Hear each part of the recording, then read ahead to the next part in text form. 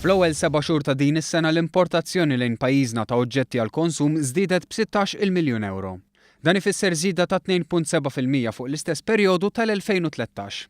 Fl-istqarrija l-Gvern qal li dan it-tkabbir jindika kemm qed jiżdied b'mod sodisfaċenti l-konsum tal-familji Maltin u Għawċin matul din is-sena. Jirriżulta li parti minn din iż-żieda qed tkun frott ta' xiri dirett mill-konsumaturi minn negozji barranin. Fil-fatt ċifri tal-NSO jindikaw li matul l-ewwel kwart tal-2014 kien hemm żieda ta' kważi 50% fil-pakketti miġjuba minn barra bil-posta. Kien hemm ukoll żieda ta' 26% fil-pakketti imwassla minn couriers. Dan qed jiġri fl-istess ħin li l-azzjendi lokali sejrin tajjeb.